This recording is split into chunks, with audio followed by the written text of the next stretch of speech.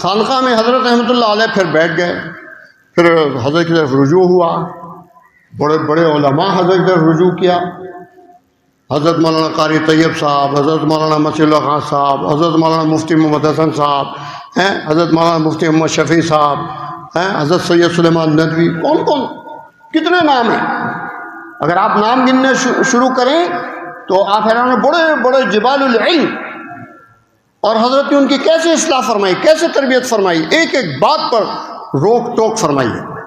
سید سلیمان ندوی بڑے درجے کے عالم تھے، بہت قابل۔ سید سلیمان ندوی والد صاحب فرماتے ہیں حضرت کیسے اصلاح فرماتے تھے، شیخ کیسے اصلاح کرتا ہے، مرید کی ایک ایک بات کو دیکھتا ہے۔ انہوں نے خط لکھا حضرت تھانوی کو، حضرت تھانوی کے ایک خلیفہ تھے حضرت مولانا عیسیٰ صاحب۔ مولانا عیسیٰ صاحب جب اتفاق سے سید سلیمان ندوی کی بیٹی کی شادی تھی تو جس لڑکے سے ہو رہی تھی وہ مولانا عیسیٰ صاحب سے متعلق تھا، اس نے کہا جی نکاح مولانا عیسیٰ صاحب پڑھائیں، انہوں نے کہا کوئی حرج نہیں، پڑھائیں، وہ بھی میرے شیخ کے خلیفہ۔ اب وہ جب آئے، حضرت مولانا سید سلیمان ندوی کی حضرت مولانا عیسیٰ صاحب سے کبھی ملاقات نہیں ہوئی تھی، جب ملاقات ہوئی تو انہوں نے کہا، دیکھا، بڑے خوش ہوئے، انہوں نے حضرت تھانوی کو خط لکھا۔ خط میں کیا لکھا کہ حضرت مولانا عیسیٰ صاحب جو آپ کے خلیفہ ہیں یہاں تشریف لائے، میں نے ان کو بالکل اپنے شیخ کی تصویر پایا۔ جملہ ذرا نوٹ کیجیے گا طلبا، آپ فضلاء ہیں ماشاء اللہ۔ بلاغت کا قاعدہ کیا ہے؟ خیر الکلام ما قل و دل، بہترین کلام وہ ہوتا ہے جو مختصر ہو، مکمل اور جامع ہو۔ انہوں نے تعریف کی مولانا عیسیٰ صاحب کی، کتنی زبردست، کوئی لمبے چوڑے نہیں کہا کہ ایسے تھے ویسے تھے، نہیں، صرف دو لفظ بولے کہ میں نے ان کو اپنے شیخ کی تصویر پایا۔ کیا مطلب؟ یعنی وہ بالکل آپ کے رنگ میں رنگے ہوئے تھے، ان کی چال ڈھال، ان کا علم، ان کا تقوی، ان کی طہارت، ان کا سب نقشہ کھینچ دیا کہ وہ بالکل اپنے شیخ، نہیں گویا حضرت تھانوی کو ہٹاؤ، مولانا عیسیٰ کو بٹھاؤ، مولانا عیسیٰ کو ہٹاؤ، حضرت تھانوی کو بٹھاؤ، تو ایک سے، یہ مطلب اس جملے کا، بالکل اپنے شیخ کی تصویر پائی۔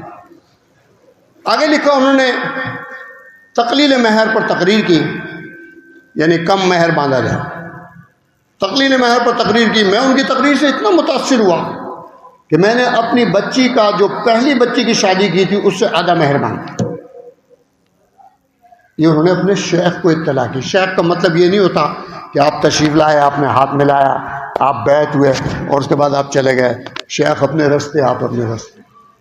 شیخ کے معنی ہوتے ہیں کہ ہم ہر بات کی اصلاح اس سے لیں، ہم ہر بات اس کو بتائیں، چاہے وہ ذاتی ہو، چاہے وہ گھریلو ہو، چاہے وہ مذہبی ہو، چاہے وہ اخلاقی ہو، ہر بات اس سے اس کی اصلاح لیں۔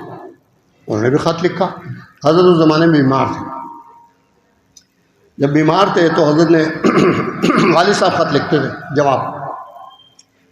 حضرت کا دستور یہ تھا کہ جو خط آیا جو جواب طلب بات ہوتی تھی، یوں لائن کھینچ کے آگے جاؤ۔ مثلا یہاں لکھا ہوا السلام علیکم، لائن کھینچ کے لکھ دیا وعلیکم السلام۔ یہاں لکھا آپ کے مزاج کیسے ہیں، لکھ دیا خیریت سے ہو۔ جو جواب طلب نہیں ہوا تو چھوڑ دیا۔ تو جہاں یہ لکھا ہوا تھا کہ حضرت مولانا عیسیٰ صاحب تشریف لائے اور میں نے ان کو اپنے شیخ کی تصویر پایا، جب والد صاحب نے یہ کہتے میں نے خط پڑھ کے سنایا تو حضرت نے کیا کہا؟ کہا اس جملے میں غرور علمی ٹپک رہا ہے۔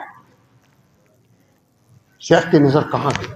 غرور جو ہے وہ، غرور یعنی تکبر، کبھی مالی ہوتا ہے، کسی آدمی کے پاس مال زیادہ ہو تکبر ہوگا، کبھی حسن کی وجہ سے ہوتا ہے، کوئی خوبصورت ہو، حسین ہو، تکبر ہوگا، کبھی علم کی وجہ سے ہوتا ہے، علماء میں خاص طور پر تکبر علم کی وجہ سے ہوتا ہے کہ میرے جیسا عالم ہی کوئی نہیں،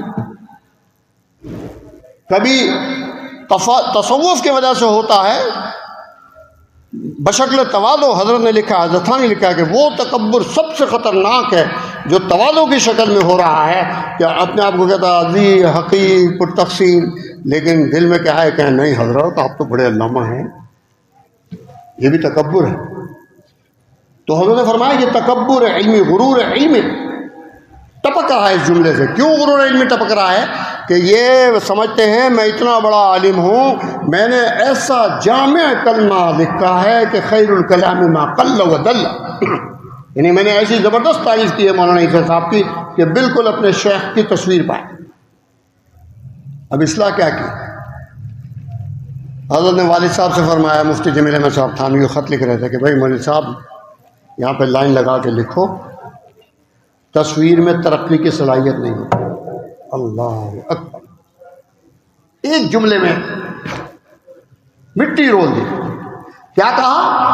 تم جس کو تعریف سمجھ رہے ہو وہ تعریف تھوڑی ہی ہے. تم یہ کہہ رہے ہو کہ وہ جیسے ہیں بس اسی درجے پہ رہیں گے، حالانکہ وہ تو ابھی اور آگے جائیں گے. لہٰذا کہ ان کی تعریف تھوڑی، لہٰذا اتنا بڑی کوئی بات نہیں ہے. اگلا جملہ تھا کہ میں نے ان کی تقریر سے متاثر ہو کر اپنی بچی کا مہر کم کر دیا. اب حضرت نے ایک بلیغ جملہ لکھوایا. حضرت والد صاحب فرماتے تھے کہ بلیغ جملہ لکھوایا. کیوں لکھوایا؟ اس لیے لکھوایا کہ کہیں ان کو یہ غرور نہ ہو جائے کہ حضرت تو بلاغت کو پہنچے ہی نہیں، میری بلاغت پہ اعتراض ٹھوک دیا. تو حضرت نے کہا یہاں پہ لکھو، لائن کھینچ کے. کیا لکھو؟ یہ لکھو کہ آپ نے، جملہ غور سے سنیے گا، حضرت نے کہا یہ لکھو کہ آپ نے ملک سلیمانی کو زہد عیسوی پہ قربان کیا مگر ایک بے زبان پہ ظلم ہوا. پلیس جملہ. والد صاحب فرماتے میں نے غور کیا تو میں تو چونکہ وہاں فتوے کا کام کرتا تھا حضرت تھانوی کے ساتھ اور ہر وقت حضرت کی باتیں سنتا رہتا تھا. تھوڑی دیر غور کے بعد مجھے اس کا مطلب سمجھ میں آیا. میں نے حضرت سے کہا حضرت یہ جملہ جو ہے نا سید سلیمان ندوی اس کا مطلب نہیں سمجھیں گے. حضرت نے کہا نہیں بھائی بڑے عالم آدمی ہیں سمجھ جائیں گے، تم بھیج دو. فرماتے خط بھیج دیا، جواب آیا میں اس کا مطلب نہیں سمجھا، میں اس جملے کا مطلب نہیں سمجھا. پھر حضرت نے جواب لکھا. حضرت فرمایا حضرت عیسیٰ علیہ السلام کا زہد مشہور ہے اور حضرت سلیمان علیہ السلام کی حکومت اور مال و دولت مشہور ہے. آپ نے مولانا عیسیٰ، اب حضرت عیسیٰ التفات کیا حضرت مولانا عیسیٰ صاحب سے کہ مولانا عیسیٰ کی تقریر سے متاثر ہو کر آپ نے ملک سلیمانی کیا مطلب اپنا خاندانی مہر جو تھا اس کو ترک کیا اور کیا کیا؟ آدھا کر دیا. ایک بے زبان پر ظلم ہوا. وہ بچی جس کا مہر اصل میں ہونا چاہیے تھا وہ جو اس کی بڑی بہن کا تھا، چونکہ مہر مثل اصل میں اس کا حق تھا، آپ نے اس پر زیادتی کی. یہ تھی جامعہ خانقاہ کا انداز تربیت.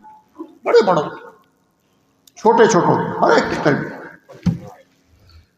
خلیفہ اعجاز حضرت مفتی ممتاز صاحب کے والد تھے. مفتی ممتاز صاحب میرے استاد تھے.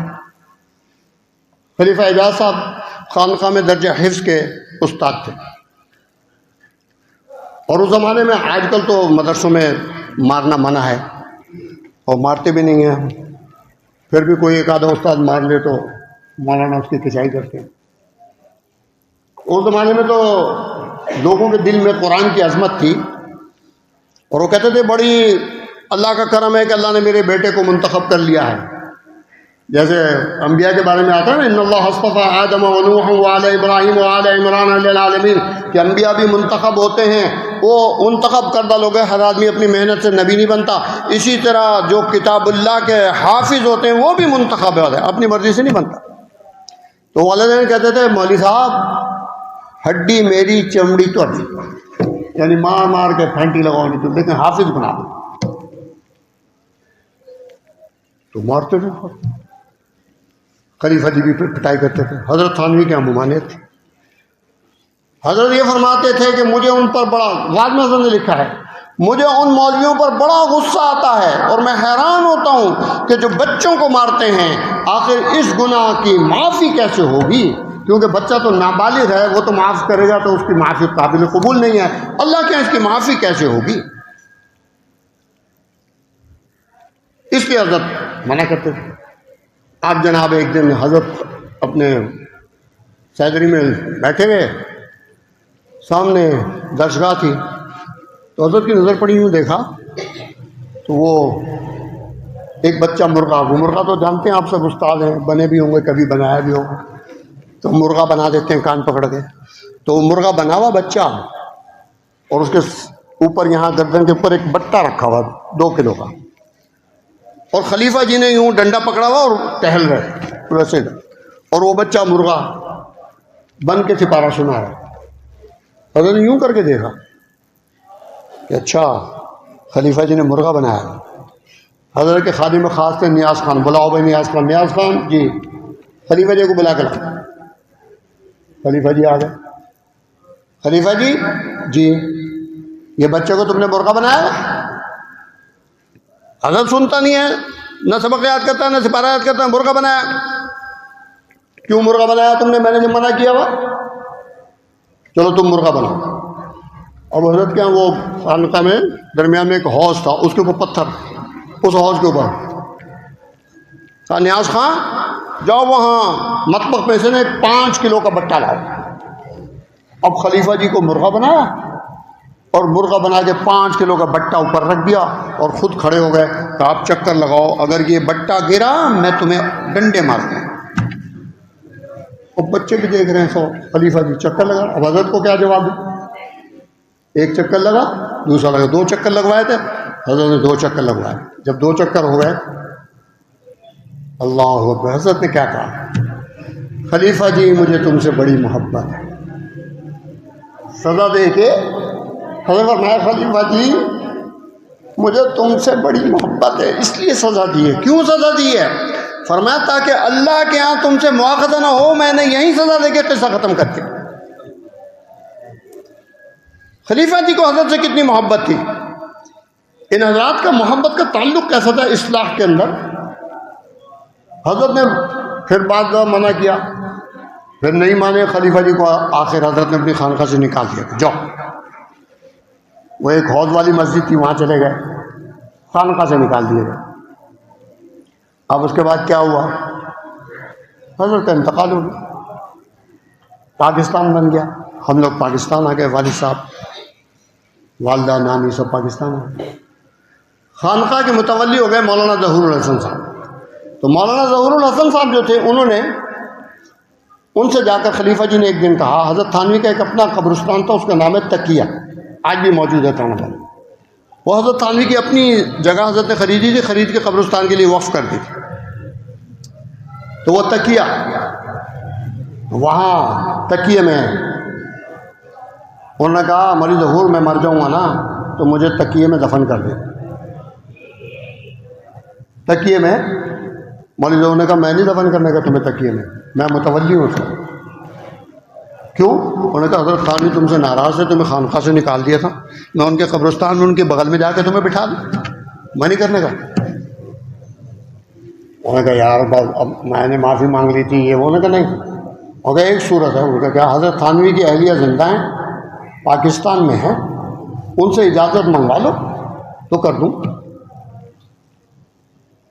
اب آپ حیران ہوں گے, خلیفہ جی نے پاسپورٹ بنوایا, ویزا لگوایا, پاکستان ہے.